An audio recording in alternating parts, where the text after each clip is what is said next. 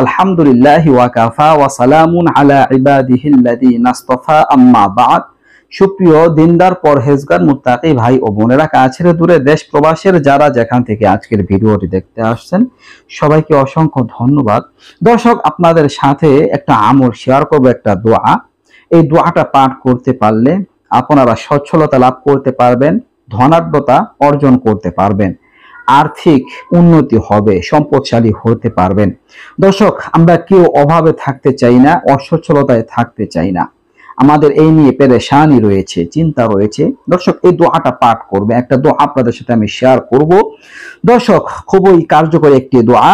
হযরত রাসূল সাল্লাল্লাহু আলাইহি ওয়াসাল্লাম এই দোয়াটা পাঠ করতেন। আব্দুল্লাহ ইবনে মাসউদ রাদিয়াল্লাহু আনহু থেকে বর্ণিত, রাসূলুল্লাহ সাল্লাল্লাহু আলাইহি ওয়াসাল্লাম তিনি এই দোয়াটা পাঠ করতেন। এই হাদিসটি মুসলিম শরীফের মধ্যে আছে, 6797 নাম্বার হাদিস। তো দর্শক, আপনাদের এই দোয়াটা 5 ওয়াক্ত নামাজের পরে পড়তে হবে। আপনারা 5 ওয়াক্ত নামাজের পরে মোনাজাতে এই দোয়াটা পাঠ করবেন। দর্শক, ওই সময় দোয়াটা পাঠ করার কথা বলছি কারণ ওইটা দোয়া কবুল হওয়ার সময়।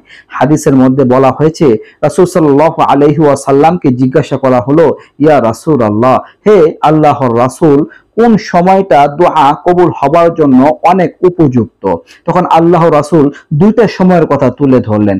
একটা হলো রাত্রের শেষ ভাগ, আরেকটি হলো 5 ওয়াক্ত নামাজের পরের সময়। মানে শেষ রাত্রে দোয়া কবুল হয়, আর 5 ওয়াক্ত নামাজের পরে যে দোয়া করা হবে সেই দোয়া কবুল হয়।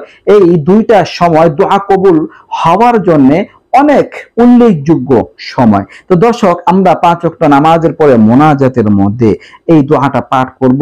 তাহলে আল্লাহ তাআলা আমাদের ধনাঢ্যতা দান করবেন, সচ্ছলতা দান করবেন, জীবন থেকে অভাব অনটন দূর করে দিবেন। দর্শক, দোয়াটা হচ্ছে, আল্লাহুম্মা ইন্নী আসআলুকাল হুদা ওয়াত-তুকা ওয়াল আফাফা ওয়াল গিনা। আবার পাঠ করছি, আল্লাহুম্মা ইন্নী আসআলুকাল হুদা ওয়াত-তুকা ওয়াল আফাফা ওয়াল গিনা। এই হচ্ছে দোয়া। দর্শক, এর অর্থ হচ্ছে, হে আল্লাহ, আমি আপনার কাছে নিশ্চয়ই আপনার কাছে হেদায়েত, আল্লাহ ভীতি, অশ্লীলতাকে পবিত্রতা এবং সচ্ছলতা প্রার্থনা করছি।